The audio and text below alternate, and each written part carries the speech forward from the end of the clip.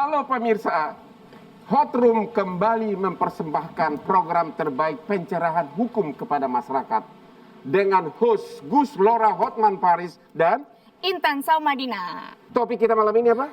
Pil pahit pengacara. Pil pahit pengacara. Jadi ternyata di luar sana banyak banget pengacara yang menghadapi pil pahit di kehidupannya, Bang. Dan itu kita akan bahas malam ini. Iya, pastinya. Suka duka para pengacara ya. Iya, nggak di cuma balik glamornya gemersik aja. dolar. Nanti kita bakalan kupas ya, Bang. Ya. Tapi sebelumnya saya mau ngasih tahu dulu nih ke Hoters, bisa nih langsung kalau punya kasus konsultasi via email ataupun kalau misalnya mau lebih dekat lagi dengan pengacara kita yang paling kece, bisa langsung DM Instagram Bang Hotman Paris Official, the best IG. Pemirsa juga ternyata di rumah ini bisa loh nonton Hot Room secara streaming di metrotvnews.com dan medcom.id. Nah tapi Bang Hotman, Ya. sebelum kita membahas lebih lanjut, kita akan melihat nih tayangan berikut yang membuktikan bahwa memang ternyata ada pil pahit di dalam kehidupan pengacara. Ini dia.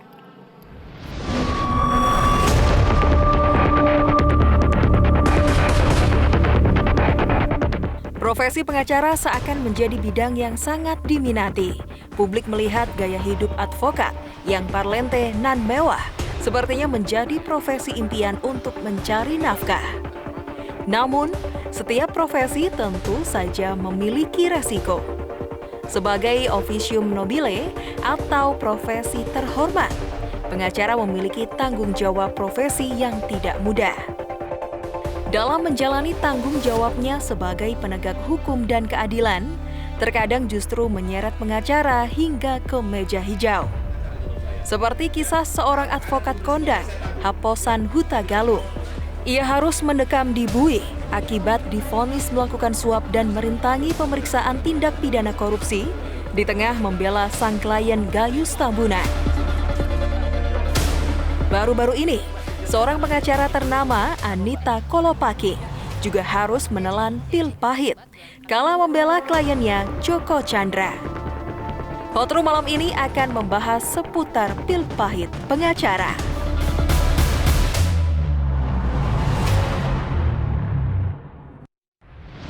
Hai Hoters, kembali lagi di Hot Room. Masih bareng pengacara kita yang paling kece Bang Hotman Paris. Oke, malam ini kita akan mendengar keluhan pil pahit dari para pengacara yang selama ini sudah ngetop. Makanya sudah hadir di hadapan kita Ibu Anita Kolopaking yang sekarang baru dapat gelar sebagai tersangka dalam kasus Joko Chandra. Yang kedua adalah Bapak pengacara Haposan Hutagalung yang dulu pernah divonis dalam kasus pajak Gayus Tambunan, ya. Dan yang ketiga Ibu Febi, ahli hukum pidana ya. Oke. Pertanyaan pertama saya adalah kepada Pak Haposan. Uangmu begitu membludak, saya tahu karena saya kenal dia. Tapi pil pahit apa yang kau alami dalam karirmu? Tahun 2010 Ya. saya tangani perkara Gayus Tambunan, Gayus Tambunan kasus pajak ya. pajak. Yang heboh itu ya. Ya. Intinya saya tersangkakan, Ya.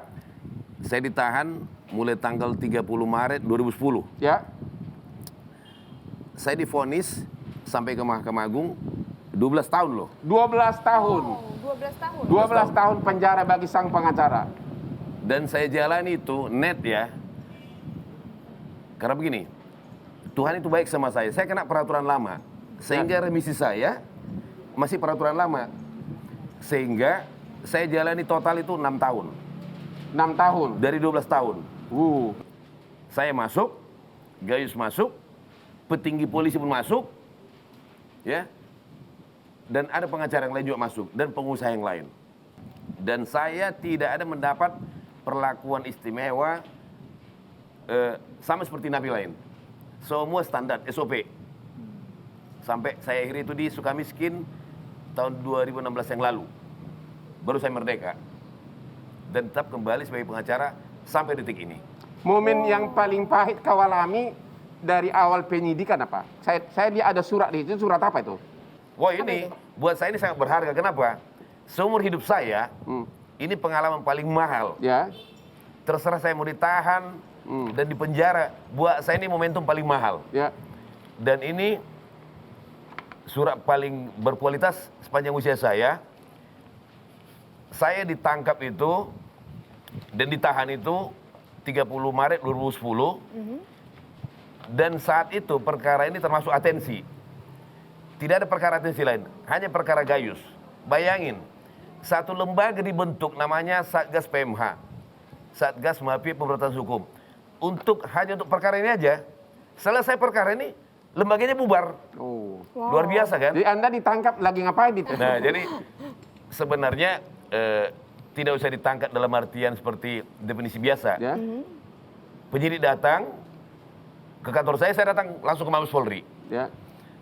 Dipertanyakan, siap di BAP? Siap. Hari yang sama saya di BAP sebagai saksi, hari yang sama juga naikkan kelas menjadi tersangka dan langsung ditahan. Ya. Dan saya siap. Karena saya tahu apa akibat hukum dari yang saya kerjakan. Yang mau saya katakan di sini adalah semua profesi punya risiko. Ya. Saya tahu saya salah. Kenapa? Saya menyuap orang, Hah? jelas salah. Di sini ini penangkapan saya dan penahanan saya. Saat itu perkara atensi hanya ini, perkara Gayus. Yang mau saya sampaikan di sini, sebagai pengacara, tentu ini adalah pilihan. Dari awal harus siap. Ya, tidak ada profesi yang aman itu tidak ada. Semua ada risiko. Jadi sama-sama menyadari tindakan masing-masing dengan segala konsekuensi hukumnya. Ya. Yang membuat Bang Hapasan ini akhirnya berani untuk kembali menjadi pengacara, ini gimana nih? Kok Ini agak masih sedikit- mau Bang jadi sedikit pengacara? agak melebar dikit. Aha. Kalau mau jujur, dari awal persidangan saya komplain karena saya tidak melakukan seperti pasal yang dituduhkan. Tapi sengaja mereka cari pasal yang maksimal. Supaya bisa menghukum saya secara maksimal. Itu saya nggak terima. Persoalan saya menyuap, itu saya lakukan. Saya akuin, bukti saya dihukum. Tapi tidak seperti itu vonisnya. Udahlah, kita nggak usah bicara ke belakang. Toh orang-orang sudah divonis, dan saya tahu siapa yang main di sini. Ini tempohari ada politisnya juga, tidak murni kriminal. Oke. Dari segi kesuksesan, profesi pengacara menurut Anda masih menjanjikan enggak? Oh iya, menjanjikan ya, jujur aja. Bagaimanapun negara kan lebih maju. Ya. Mesti kita yakini itu. Ya. Itu harus ditopang dengan person-person SDM termasuk lawyer yang berkualitas. Seperti beliau nih, berkualitas. Diakui bukan cuma di lokal, di luar juga kan. Sebagai pengacara yang profesional punya integritas. Dalam banyak hal loh, bukannya ilmu, termasuk mental juga, nyali juga. Kalau nyali nggak kuat, di bluffing orang yang tidak komit dengan redaksi seperti ini, jadi bergeser. Jadi orang tua di rumah perlu tahu, Ya. kalau mau menyekolahkan anaknya fakultas hukum, pelajari dulu kejiwaan anaknya, punya nyali enggak? Begitu ya? Setuju, setuju ya. Mental itu penting banget ya Bang, Ya, berarti ternyata Karena begini, memang. dalam prakteknya banyak pengacara sebenarnya bukan panggilan jiwa. Karena terpaksa nggak ada pekerjaan lain. Kita mau pengacara yang punya militansi. Di situ orang memilih jadi profesi pengacara, sebenarnya kakinya separuh itu di luar, separuh di penjara loh. Ingat itu. Separuh di luar, separuh di penjara. Ya. Ada yang bilang, katanya separuh kakinya di neraka, separuh di sorga. Benar nggak itu? Itu Pak Maman yang bilang. Yang gue bilang kakinya separuh merdeka, separuh di penjara gitu loh. Kenapa? Profesi ini beresiko. Ya. Apalagi konteks penanganan perkara pidana. Ya. Jadi dia harus betul-betul menguasai apa yang menjadi tupoksi dia. Jangan melampaui tindakan melakukan tindakan melampaui batas kewenangan. Jadi kesimpulannya, lebih banyak pil pahitnya atau pil manisnya sebagai pengacara itu?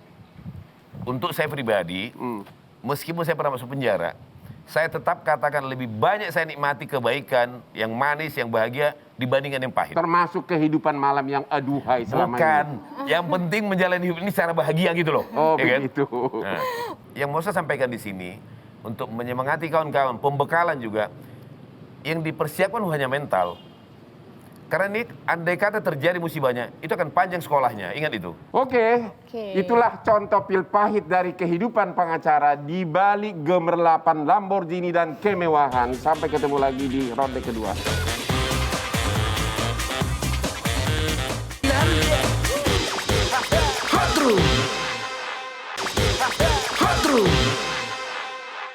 Kembali lagi di Hot Room, only on Metro TV. Ya, Bang Tamu Hotman. kita yang kedua adalah yang lagi super hot di media, di viral, yaitu Ibu Anita Kolopaking, pengacara dari Joko Chandra yang baru dipulangkan dari Malaysia. Ibu ini saya kenal, teman dekat saya, sama-sama ambil doktor sama saya di S3 di Unpad. Pokoknya termasuk pengacara sukses. Tapi tiba-tiba kita baca di TV, ada mulai pil pahit mengancam, yaitu sudah ditetapkan sebagai tersangka dalam kasus Joko Chandra. Sebelum saya tanya substansi, Ibu Anita, kamu udah siap nggak untuk ditahan dalam waktu dekat oleh Mabes Polri? Insya Allah saya merasa apa yang saya kerjakan adalah kebenaran. Jadi tidak ada keraguan dan saya selalu bertanya sama diri saya untuk ikhlas dan lapang dada. Alhamdulillah sampai hari ini saya hadir dengan lapang dada. Jadi saya merasa bahwa proses ini adalah proses yang wajar saja ya. Dan insya Allah saya akan hadapi, di mana saya percaya kepada agama saya dalam surat Al-Isra mengatakan alam fa innamal usri yusra innamal usri yusra. Di dalam kesulitan selalu ada kemudahan. Jadi artinya proses ini saya yakin ada kemudahan.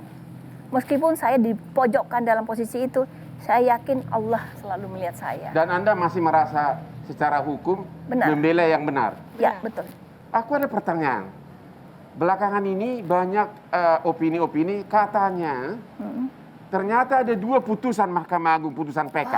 Saat katanya satu, coba ada 2 putusan PK, bisa nggak singkat itu? Pidana dan perdata. Ini yang dikatakan, makanya maaf saya dari kemarin mengatakan proses hukum Joko Chandra itu dikriminalisasi. Oke, yang pidana perdata coba fokus ke sana. Perdata diputus bersamaan dengan pidana, Mas. Tahun Oke, yang ada sama. 2 putusan PK. Ya. Oke. Bukan dulu, kita yang bicara masalah proses perkara Joko Chandra Ya. mengenai Cesi. Cesi itu bersamaan diperiksa di Pengadilan Negeri Jakarta Selatan. Satu dalam pidana korupsi, ya, diputus tahun 2000, onslah, ya. Berarti tidak terbukti bahwa Joko Chandra itu menggunakan atau tenaga negara dirugikan. Di satu sisi, di waktu yang sama itu mengabulkan gugatan EKP atau ada putusan perdata, yang menyatakan uang itu uang siapa? Uang daripada Joko Chandra, yang dibayarkan dengan escrow Bang Badi. Jadi kalau lihat bicara tahun 2000-2001 itu sudah clear semua. Akhirnya tahun 2001 onslah Joko Chandra bebas. Bebas. Di putusan kasasi. Tahun 2000 pun sudah bebas. Oke deh. Lepas. Kasasi tahun 2001. 2001. Oke.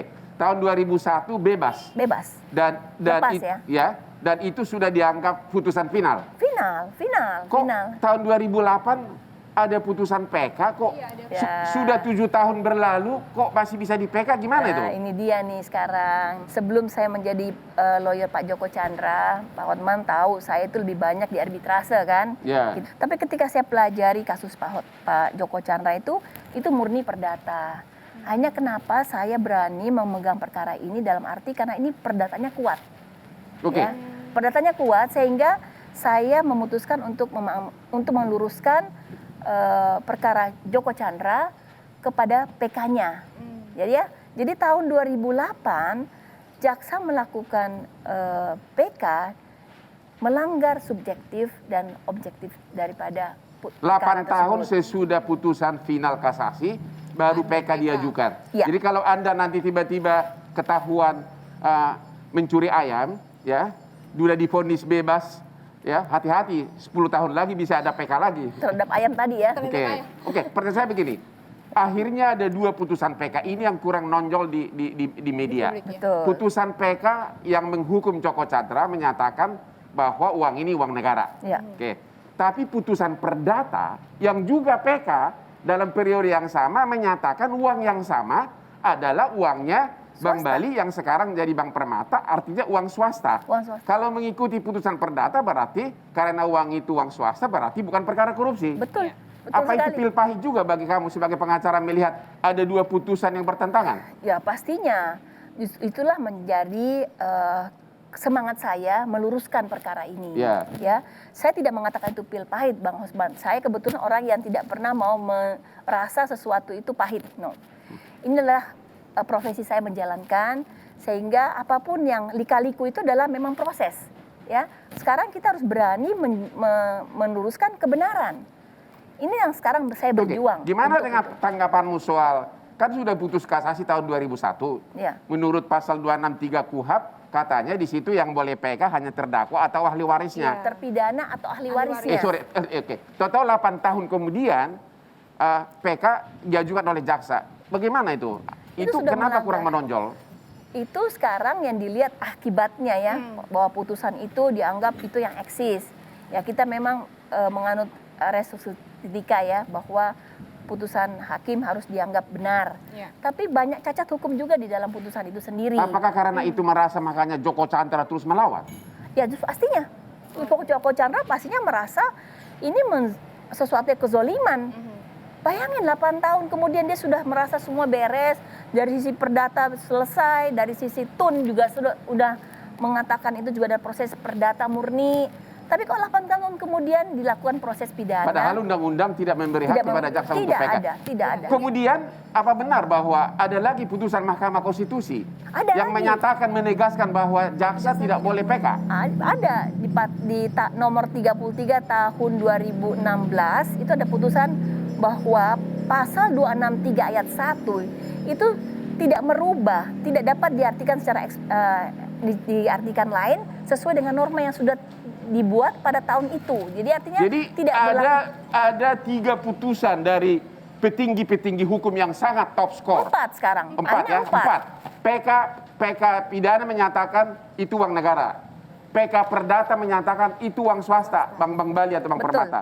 Kemudian Mahkamah Konstitusi mengatakan jaksa nggak boleh PK. Jadi harusnya tidak ada perkara PK dong yang menghukum Joko Harusnya Chandra. tidak ada. Perkara TUN ada lagi. Ada TUN. Bilang apa? TUN mengatakan SK yang dibatalkan oleh BPPN waktu itu tidak dibatalkan oleh TUN, bahwa itu eksis SK itu, surat Berarti keputusan ada perjanjian. 3 putusan di luar perkara PK pidana, ada 3 putusan Iya, yang menguatkan. menguntungkan Joko Chandra yang harusnya, ya kalau berdasarkan 3 putusan ini harusnya tidak bisa dianggap perkara korupsi. Betul, sangat betul. Dengan melihat ini, Anda menyesal nggak sebagai pengacara? Ini merupakan pil pahit atau bagaimana? Menyesal nggak sebagai pengacara? Tidak, saya tidak pernah ada merasa menyesal, alhamdulillah. Jadi Bang, kalau tadi nanya, saya tidak punya cita-cita sedikit pun dari dulu jadi advokat, nggak pernah Bang. Jadi ini sesuatu yang saya bilang ini adalah bonus dari Allah. Saya itu sebenarnya punya cita-cita adalah seorang dosen. Saya tidak tahu kenapa saya kemudian iseng belajar hukum. Tapi kemudian saya juga jadi arbiter. Artinya apa? Ini bonus ketika saya menjadi dosen, kan praktisi saya. Jadi akhirnya melengkapi saya ketika mengajar. Jadi semangat saya menjadi bagus Bang. Jadi sebenarnya ini by accident aja saya menjadi lawyer. Jadi bukan sesuatu. Karena dulu saya backgroundnya IT. Karena buat saya kita meluruskan hukum sekarang. Ini waktunya untuk kita menyelesaikan. Buat saya, dengan kondisi begini, saya insya Allah hadepin juga bahwa mari kita bersama-sama membuka lembaran-lembaran semua itu, Bang. Kalau tadi yang kamu ceritakan itu kan masalah substansi perkara PK, sedangkan Anda ditetapkan sebagai tersangka dalam kasus hal berbeda, yaitu yang diduga membantu mendatangkan Joko Chandra. Ya. Apakah Anda merasa itu tuduhan benar atau kriminalisasi advokat atau bagaimana? Menurut saya kriminalisasi advokat juga. Kenapa? Anda juga tahu sebagai seorang advokat, kita tuh dilema ya. Ya. Bahwa di satu sisi kita penegak hukum. Maka ketika kita dalam penegakan hukum, kita harus hukum ditegakkan, ya. Di sisi lain, kita juga punya perjanjian dengan klien kita, ya. Di mana kita harus menjaga kerahasiaan klien, melakukan pembelaan, pendampingan dan seterusnya, dan memastikan hak-hak klien kita dalam proses hukum. Ini kan memastikan hak-hak klien dalam proses hukum. Di mana Pak Joko Chandra hanya datang ke Indonesia dengan tujuan mendaftarkan PK. Di mana 2 kali PK itu saya coba daftarkan ditolak, Bang. Apakah nanti dari dalam penjara akan PK? Insya PK kedua? Allah, insya Allah beliau mau. Karena memang tujuan beliau sangat yakin, dia mengatakan bahwa saya hanya ingin ke Indonesia ketika nama baik saya benar. Dan saya ingin mengupayakan untuk anak cucu saya bahwa saya bukanlah orang yang dimaksud dalam PK 12 tahun 2009 itu, bahwa saya seorang koruptor, saya seorang buronan. Itu yang beliau memastikan melakukan itu. Jadi saya harapkan beliau juga memastikan untuk menjalankan semua proses ini lagi. Pertanyaan berikutnya, dari sisi kamu sekarang menghadapi musibah ini sebagai pengacara, kita melihat di sini serius Mabes Polri, bahkan katanya penangkapan Joko Chandra atas perintah Presiden, berarti benar-benar serius. Kamu sudah mempersiapkan tim pengacara nggak? Masih ada nggak waktumu untuk membela Joko Chandra, sementara kau sebentar lagi akan membela dirimu sendiri? Ya gini, kembali Bang. Saya tidak mengatakan ini musibah. Ya. Kenapa? Saya tidak mengatakan ini musibah. Ya, oh tidak musibah. Tidak, saya mengatakan ini adalah ujian saya Ya. di dalam menjalankan profesi saya, ya. Dan kalaupun nanti apapun prosesnya akan kita buktikan di pengadilan. Jadi kan kita bicara di sini juga kan susah, kita adu debat Ya. kusir. Mari kita sama-sama buktikan nanti di pengadilan. Apakah betul yang disangkakan tadi kepada saya? Saya sih berharap insya Allah yang tadi saya bilang di dalam kesulitan selalu ada kemudahan. Jadi kemudahan itu yang sekarang saya tempuh. Saya akan lakukan untuk menjalankan hal itu. Jadi gimana? Pil pahit sebagai pengacara itu apa yang Anda rasakan sekarang? Mungkin bukan pil pahit. Kembali lagi, saya orangnya nggak negatif sih Bang. Oh, tetap masih Saya berjuang beda ya? dengan, maaf ya, kalau makan kopi pahit itu enak ya. Kopi pahit itu enak loh Bang, nggak ada kolesterol, malah sehat. Jadi saya selalu menganggap positif sekali bahwa ini adalah proses. Kita dalam proses sekarang menjalankan, bahkan saya ingin menunjukkan hal-hal kebenaran. Mudah-mudahan akan terangkat di media nanti bahwa mari kita melihat dari sisi kebenaran. Tadi kan sudah terungkap ya, Abang sudah tanya dan saya sudah kasih berkas kepada Abang. Ada beberapa putusan perdata, TUN, MK maupun Ya, ada Mahkamah 3 Agung. putusan instansi Mahkamah Agung, ada 2 TUN. Ya. Kemudian ada putusan Mahkamah Konstitusi yang bertentangan dengan putusan PK pidana. Betul sekali. Oke, para pemirsa, itulah keluhan dari Ibu Anita Kolopaki, pengacara Joko Chandra, tentang pil pahit para pengacara yang menurut dia itu masih belum pil pahit tapi masih merupakan ujian. Masih ada manis-manisnya Bang Masih ya. ada manis-manisnya dan harapan. Dan ternyata banyak sekali ya Bang ya kejanggalan-kejanggalan yang memang kita harus bahas tuntas nih Bang Ya. di sini. Nanti kita akan bahas Bang. Sesaat lagi jangan kemana-mana, tetap di Hot Room only on Metro TV.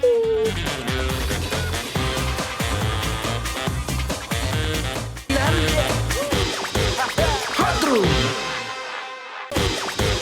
Hot Room.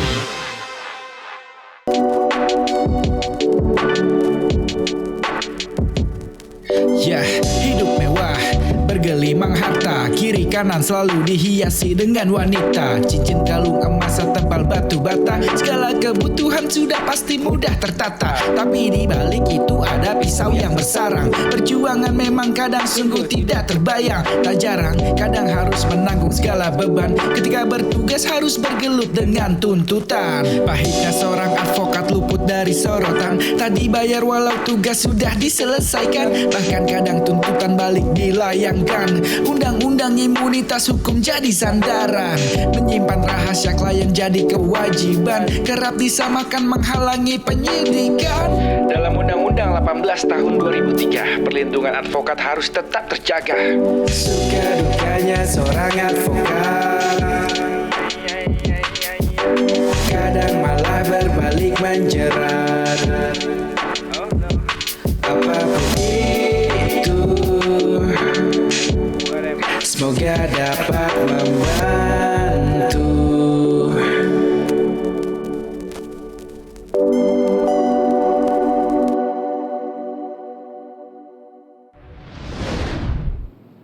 Kembali lagi di Hot Room only on Metro TV. Bang, tadi seru banget nih perbincangan kita sama Bu Anita. Kayaknya masih banyak banget Bang yang harus kita kulik lagi nih. Karena tadi ternyata banyak banget ya.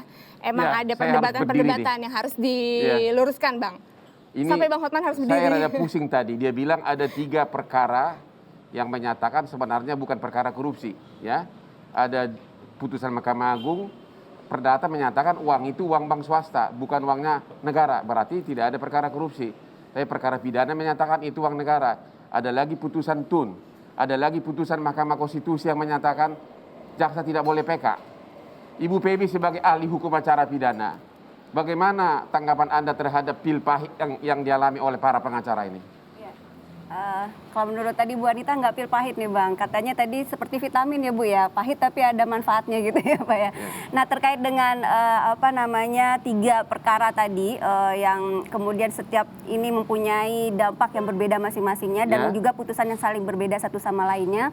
Ya kita coba kembalikan lagi kepada kompetensi dari masing-masingnya dulu ya Bang ya. Yang pertama adalah masalah tentang individu dengan individu atau korporasi dengan individu gitu ya. Dalam hal ini adalah di perdatanya tadi.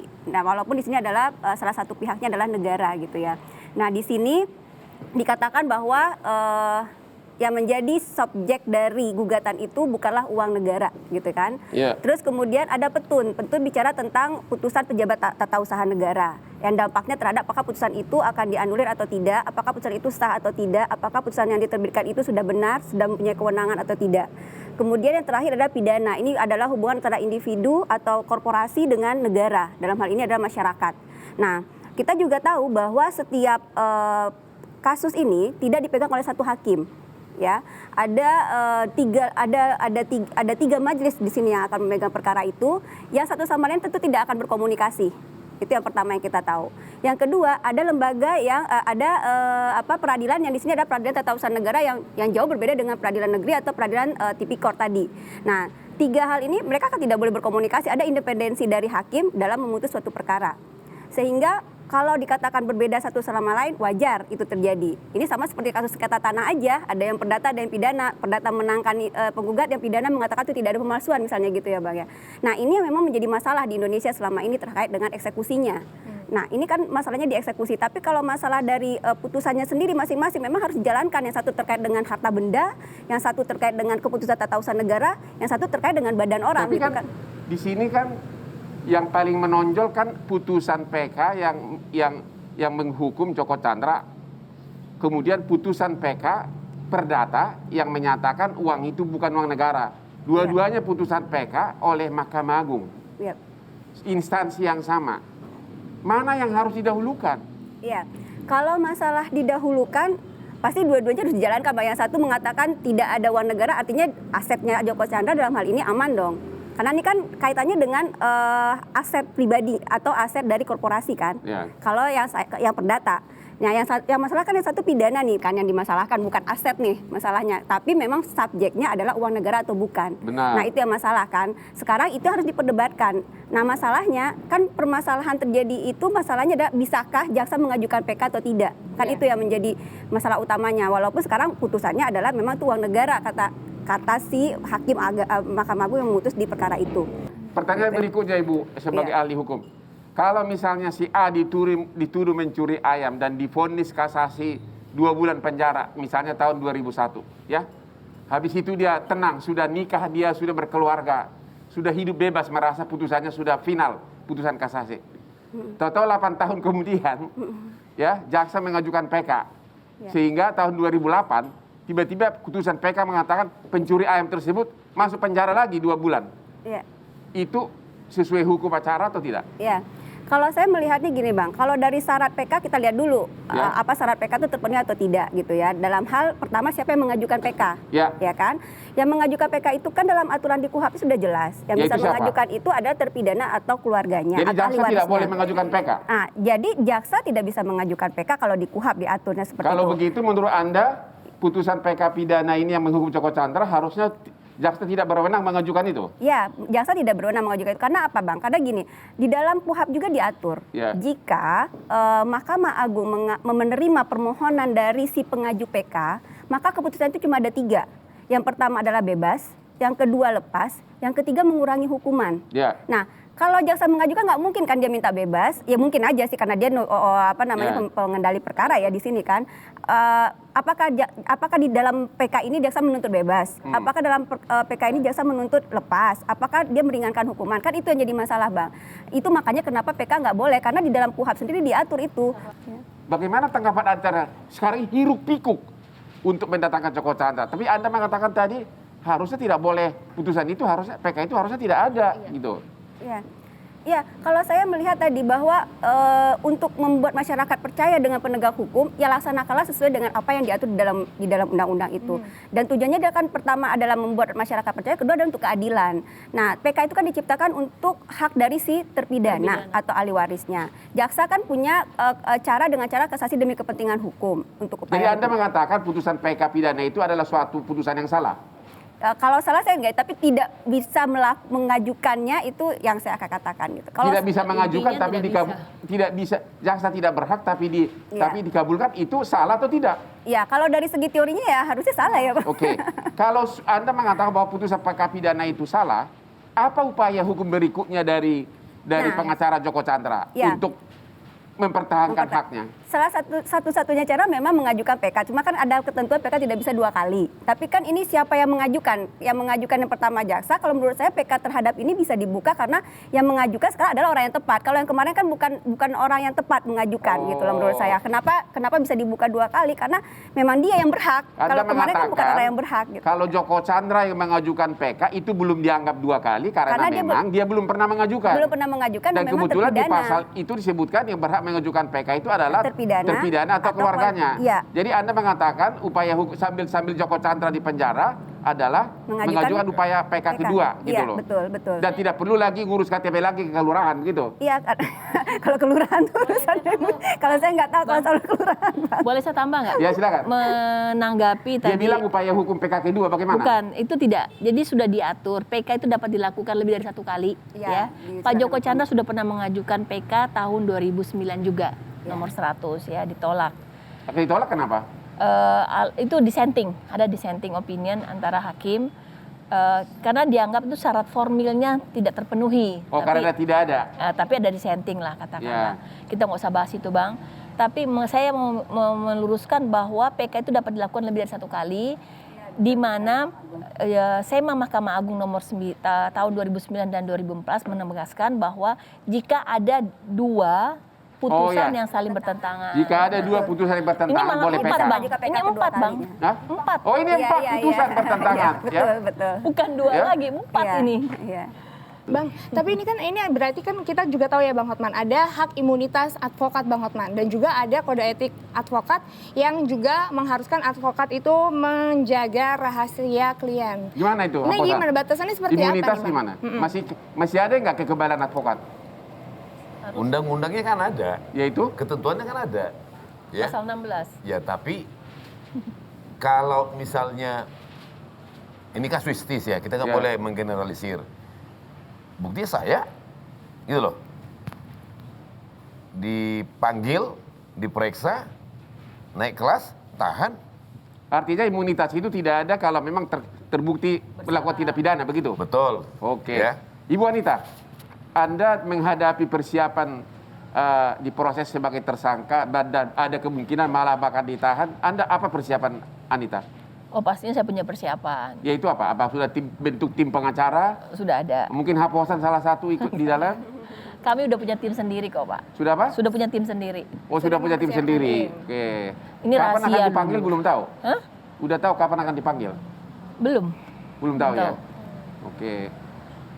Saya kira itulah keluhan-keluhan pil pahit dari para pengacara yang menurut Ibu Anita itu belum pil pahit tapi masih Bagian dari ujian. bagian dari ujian. Tadi juga Ibu Pebi mengatakan bahwa sampai hari ini beliau sebagai dosen mengatakan bahwa jaksa tidak berhak mengajukan PK sehingga putusan PK terhadap Joko Chandra itu diajukan oleh jaksa yang sebenarnya secara undang-undang tidak berwenang. Wah Bang, ini kayaknya diskusi di Hot Room ini semakin hot ya Bang ya. Makanya pemirsa jangan kemana-mana karena nanti kita akan kembali tetap di Hot Room only on Metro TV.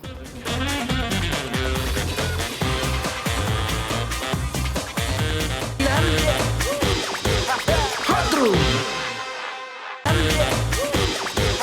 Hot Room. Kembali lagi di Hot Room only on Metro TV. Oke. Kepada para tamu istimewa saya, kepada Pak Haposan, apa harapan Anda tentang kehidupan pengacara ini? Makasih. Saya pribadi, meskipun saya sudah pernah Di penjara? mengalami pil pahit atau vonis maksimal sebagai pengacara, saya anggap itu risiko profesi. Risiko profesi. Dan sesudah selesai menjalani itu pun, saya tidak berubah. Tetap komit sebagai pengacara. Himbauan saya kepada teman-teman yang lain juga sebagai pengacara dengan segala konsekuensi, harus konsisten. Jangan ciut nyalimu. Supaya tidak dihukum apa? Jangan lakukan kejahatan. Ya. Yang kedua, saya tidak mencampuri pembahasan terkait dengan perkara Ibu Kolopaking atau Pak Joko Chandra. Hanya saya tadi mendengar, kalau memang ada 3 atau 4 putusan yang saling bertolak belakang dari lembaga Supreme Court atau peradilan tertinggi di Republik ini, meskipun forum ini sederhana ya, dan tidak dihadiri banyak orang, tapi saya kira ini semacam himbauan, ajakan atau rekomendasi. Itu produk dari produk peradilan loh. Jadi yang kita himbau, kita harapkan bapak-bapak yang di sana itu, yang punya kuasa itu, yang katanya mewakili Tuhan, jangan bikin pusing banyak orang. Ini menyusahkan orang. Nah, bagaimana kita mendapat kepastian hukum kalau produk mereka sendiri tidak bisa memberikan kepastian hukum? Mungkin itu dari saya. Oke, Ibu Anita, gimana harapan Anda terhadap yang Anda alami sekarang ini apa? Saya tetap bersikap, insya Allah saya akan tegakkan kebenaran. Dan memang terus terang sekarang saya hadapin badai yang luar biasa. Tapi saya yakin kebenaran itu akan terungkap ya, by time atau karena waktu yang akan menyampaikan kepada publik juga bahwa sekarang saya diserang publik ya. Tadi kita sudah bahas mengenai adanya 4 putusan ya, sehingga keyakinan saya sangat luar biasa bahwa apa yang saya perjuangkan untuk Joko Chandra, mewakili beliau dalam pembelaan hak-haknya beliau, saya yakin adalah dalam kebenaran. Jadi sampai hari ini tetap saya yakini bahwa ini adalah kebenaran. Jadi akan berjuang terus terhadap klien maupun terhadap diri Anda sendiri. Siap, betul. Gimana Ibu Febi sebagai dosen, apa harapan Anda atas adanya semeraut begini? Ya, harapan saya ada 2 Bang. Pertama terhadap profesi advokat itu sendiri. Advokat memang berada dalam 2 sisi. Yang pertama dia punya hak imunitas, kemudian menjaga kerahasiaan klien, di mana hak imunitas ini juga diatur oleh undang-undang mereka. Yang kedua juga mereka terbentur dengan aturan yang terdapat di dalam yang lain seperti di KUHP dan Undang-Undang Tipikor terkait dengan obstruction of justice. Jadi pesan saya adalah ya bekerjalah sesuai dengan apa yang diatur di undang-undang mereka, tapi jangan lupa bahwa di setiap yang mereka lakukan itu hindari kejahatan. Karena semua itu dia lakukan adalah demi menjaga marwah dari si advokat itu sendiri, menjaga kemuliaan officio nobilenya mereka. Bagaimana menjaganya? Ya bertikad baik, semua perbuatannya itu adalah untuk kebaikan dari kliennya. Bisa nggak pengacara bilang, ya udah deh kalaupun salah cukuplah pengacara diadili secara kode etik, nggak usah dipenjara gitu loh. Ya kalau dia kejahatan tetaplah harus dipenjara Bang, nggak bisa hanya di kode etik kalau itu kejahatan. Karena itu tidak ada pembedaan antara lawyer, antara advokat, polisi, jaksa ataupun masyarakat biasa kalau itu kejahatan. Karena itu diatur secara umum. Tapi dia menjaga itu memang bagian dari mereka. Nah, bagaimana menjaganya? Ya tadi itikad baik itu menjadi patokan utama mereka agar mereka tidak masuk ke dalam ranah pidana. Nah, itu yang menjadi pesan saya kepada teman-teman advokat. Kemudian kepada penegak hukum dalam hal ini adalah jaksa dan kemudian pada hakim bahwa tolonglah jangan membuat masyarakat dibawa ke dalam satu putusan yang membuat dilema terhadap kepastian hukum. Jadi tegakkanlah azas legalitas itu. Kalaupun ada corong undang-undang dalam hal ini temuan, tapi itu kan kalau tidak ada aturannya. Kalau ada aturannya lakukanlah apa sesuai dengan aturannya sehingga menimbulkan kepastian hukum. Ya, sehingga menimbulkan kepastian hukum dan keadilan bagi masyarakat. Oke, demikianlah. Bang Hotman, tapi kayaknya belum tuntas kalau kita belum dengar kesimpulan dari Bang Hotman dulu. Oh, kesimpulan. Dan solusinya gimana Bang? Kan Hot Room selalu memberikan solusi nih. Oke. Kesimpulan Hot Room dari diskusi yang sangat menarik hari ini dari 2 pengacara yang sekarang ini yang satu sudah menghadapi cobaan, sudah menjalani, sudah masuk penjara, satu sedang menghadapi cobaan, dan juga dari ibu dosen kita yang terhormat. Kesimpulannya adalah 1, bahwa memang benar dunia pengacara itu gemerlap. Memang benar pengacara-pengacara sukses banyak yang menghasilkan duit yang sangat banyak dengan dikelilingi oleh Lamborghini dan wanita-wanita cantik. Tapi di balik itu ada juga pil pahit yang mengancam setiap detik. Kesimpulan kedua, walaupun ada pil pahit, tetap kebutuhan pengacara semakin meningkat. Minat orang tua mengirimkan anaknya semakin meningkat karena salah satu profesi yang bergengsi. Kesimpulan ketiga, bahwa sampai hari ini masih diterapkan prinsip salah atau tidak putusan pengadilan, tetap itu adalah putusan yang harus dilaksanakan, walaupun nyata-nyata bertentangan dengan putusan lainnya. Itulah kesimpulan dari Hot Room malam ini. Dan yang paling penting adalah Ibu Anita Kolopaking, pengacara dari Joko Chandra, mengatakan ini bukan pil pahit, ini adalah cobaan, dan akan berjuang terus baik terhadap kliennya Joko Chandra maupun terhadap dirinya yang sudah jadi tersangka dan dikhawatirkan dalam waktu dekat akan ditahan oleh Mabes Polri. Demikianlah kesimpulan Hot Room malam ini. Wow, memang selalu ya Hot Room memberikan solusi dan kesimpulan yang pastinya paling kece. Bang Hotman, dari tadi kayaknya nih diskusi kita berfaedah banget ya Bang ya, banyak banget manfaatnya. Nah, gimana kalau kita ngopi dulu Bang, biar santai nih. Waduh. Wah, enak. Mari Bu, Bang, ngopi. Ngopi. Iya dong, acara hebat harus didampingi kopi hebat. Apalagi kalau bukan kopi luwak hitam baru. Tidak kemanisan, mantap. Mantap pastinya, sama kayak Hot Room, mantap selalu memberikan solusi. Mari diminum. Waduh. Enak Kopi ya luwak Bang? memang kopi mahal. Mantap. Mantap, pokoknya mantap banget. Sama kayak Bang Hotman yang paling mantap dan juga Hot Room. Nah, nggak terasa ya Bang ya, kita udah panjang banget diskusinya. Kita udah di penghujung acara nih. Kita juga mau ucapin terima kasih ya Bang untuk semua narasumber kita yang udah hadir di sini. Terima kasih. Jangan lupa juga untuk terus saksikan Hot Room setiap hari Selasa jam 20.05. Only on Metro TV bareng sama pengacara kita yang paling kece Bang. Gus Lora Hotman Paris dan Intan Salmadina. Suka dukanya seorang advokat, kadang malah berbalik menjerat. Metro TV, knowledge to elevate.